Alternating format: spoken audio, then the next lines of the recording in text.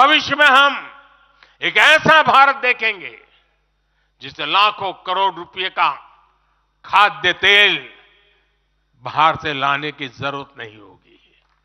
हमारे palm oil mission की मदद से हमारे किसान इतने सशक्त हो जाएंगे कि वो देश के पैसों की बचत कर सके।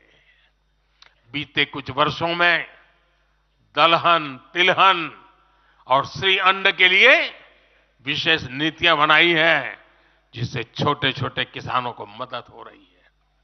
भविष्य में भी हमारे किसानों को इनसे और लाभ मिलेगा। किसानों के भविष्य को सुरक्षित करने के लिए हमने देश के कोने कोने में अमृत सरोवर अभियान भी शुरू किया। आजादी का अमृत महोत्सव, हम बहुत कुछ कर सकते थे। हम दिल्ली के अंदर कोई एक बड़ा ताबूत खड़ा कर दे के नाम लिखवा सकते थे कि आजादी के अमृत काल में मोदी जी ये बना के गए हैं। हमने आजादी के अमृत वर्ष को जन आंदोलन बनाया और काम क्या किया? तालाब बनाए। हर गांव में जब तालाब बनते हैं ना, वो किसान को सुरक्षित करते हैं, शुद्ध पानी की गारंटी देते हैं, जमीन उर्वरक बना देते हैं। लंबे भविष्य को सोच करके ऐसे काम हम करते हैं। और इस अभियान के तहत देश में अब तक 60,000 से ज्यादा नए सरोवर बनाए जा चुके हैं। 60,000 तालाब, शायद ही किसी सरकार के नसीब में इतना बड़ा काम करने का सौभाग्य आया होगा। ये सरोवर जल सुरक्षा सुनिश्चित करने में किसानों की मदद करेंगे। आज ग्रीन हाइड्रोजन से जुड़े अभियान और सोलर रूफटॉप मिशन के कारण देश रिन्यूएबल एनर्जी के क्षेत्र में भी तेजी से आगे बढ़ रहा है। बहुत जल्द भारत दुनिया का सेमीकंडक्टर हब बनेगा और इससे पूरी दुनिया में नई कंप्यूटिंग रिवॉल्यूशन को भी भारत गति देने का निमित्त बनने वाला है। पोर्ट लेड ग्रोथ से पब्लिक ट्रांसपोर्ट तक आने वाले समय में हर क्षेत्र को नई ऊंचाई मिल सकेगी। साथियों, भाजपा आज देश का एकमात्र दल है जो एक भारत श्रेष्ठ भारत की भावना के प्रति इतना आग्रही भी है और इतना समर्पित भी है। मैं पिछले महीने के अपने अनुभवों को भी कभी भूल नहीं सकता। इस दौरान मुझे भगवान श्री राम से जुड़े कई स्थानों में भ्रमण करने का अवसर मिला। मेरा 11 दिन का अनुष्ठान चल रहा था।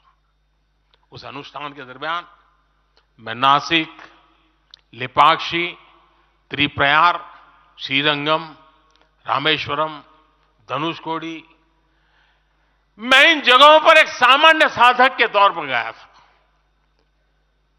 इस दौरान मुझे दक्षिण भारत के विभिन्न क्षेत्रों में लोगों से जो स्नेह मिला, आशीर्वाद मिले, मैं उसका शब्दों में बयान नहीं कर सकता और पॉलिटिकल पंडितों के पैरामीटर में कभी आ भी नहीं सकता है जी।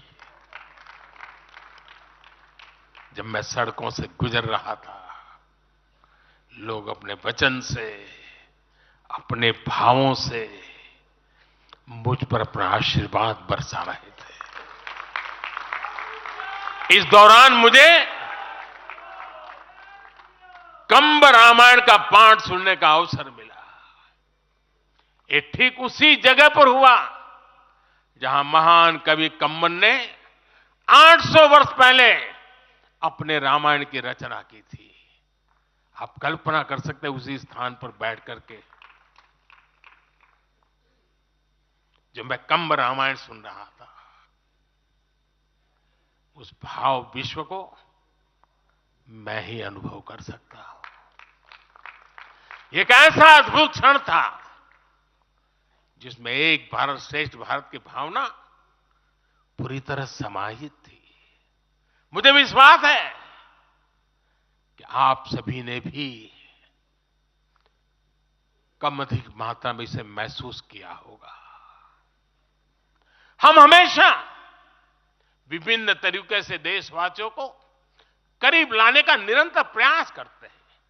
एकता के सूत्र में बांधने के लिए हमारी कोशिश रहती है, चाहे संयुक्त राष्ट्र में पहली बार जाकर के कोई तमिल में बोलता है,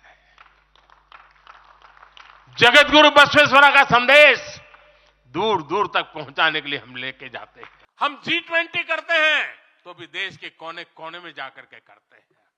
हम विश्व के मेहमान आते हैं तो दिल्ली को ही देश नहीं मानते, हम हर राज्य में लेकर के जाते हैं। हमारे राजभवनों में हर राज्यों के स्थापना दिवस बनाए जाते हैं।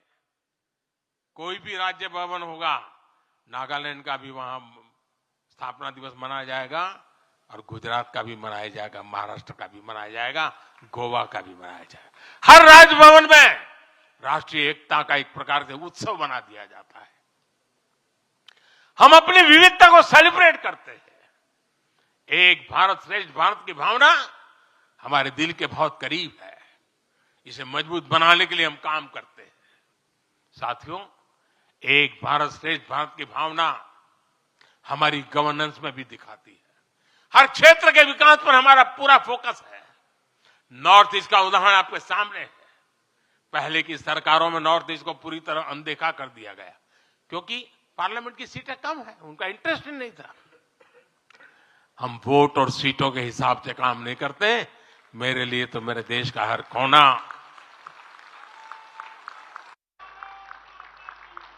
समृद्ध हो, विकसित हो, ये हमारा भाव है। आज चाहे सियाचिन हो या फिर देश के आकांक्षी जिले हो, कोई हमसे दूर नहीं है। वो गांव जिन्हें पहले आखिरी गांव कहा जाता था, हमारे लिए देश के वो पहले गांव बन गए। और मेरे सारे कैबिनेट के मंत्री उन गांवों में रात बिता करके आए। कुछ मंत्रियों को तो -15 डिग्री में रात को रुकना पड़ा वहां, क्योंकि हम आत्मसात करना चाहते हैं। हमारे लिए देश का हर हिस्सा महत्वपूर्ण है, हर हिस्से पर हमारा फोकस है।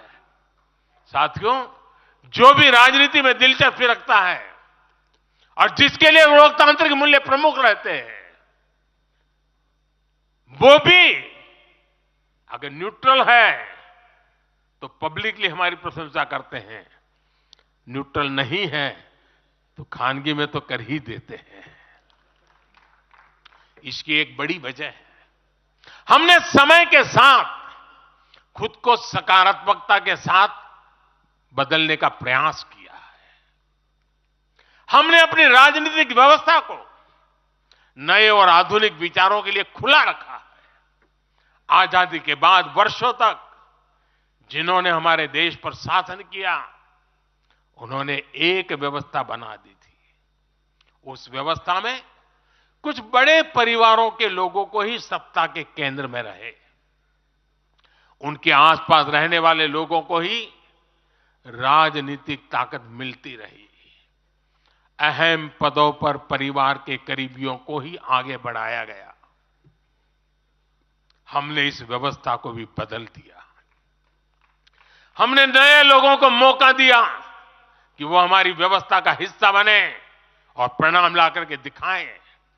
इससे व्यवस्था में नयापन आया और इसका लोकतांत्रिक स्वरूप कायम रहा। हमारी कैबिनेट में रिकॉर्ड संख्या में नॉर्थ ईस्ट के मंत्री हैं। नागालैंड से पहली बार एक महिला राज्यसभा में सांसद बन गई है। हमें गर्व है कि हमने पहली बार त्रिपुरा के व्यक्ति को काउंसिल ऑफ मिनिस्टर्स के अंदर स्थान दिया है। पहली बार हमारी सरकार में अरुणाचल प्रदेश को कैबिनेट मिनिस्टर मिला है। पहली बार गुर्जर मुस्लिम को राज्यसभा के लिए नॉमिनेट किया गया है। हमारी सरकार में ही गोवा से कैबिनेट मंत्री बनाया गया। हमें गर्व है कि हम बीजेपी के एक ऐसी संस्कृति का हिस्सा हैं जो मंत्रालय में रिकॉर्ड ओबीसी प्रतिनिधित्व सुनिश्चित किया जाता है। अमित भाई ने इसका विस्तार से वर्णन किया, इसलिए मैं ज्यादा उसके ऊपर नहीं कहना चाहता हूं। साथियों, हमारी सरकार सबके लिए है। सबका साथ, सबका विकास हमारे काम से ही झलकता है। हमें गर्व होता है जब करतारपुर साहिब कॉरिडोर के द्वारा लाखों सिख श्रद्धालुओं की आध्यात्मिक इच्छाएं पूरी होती है।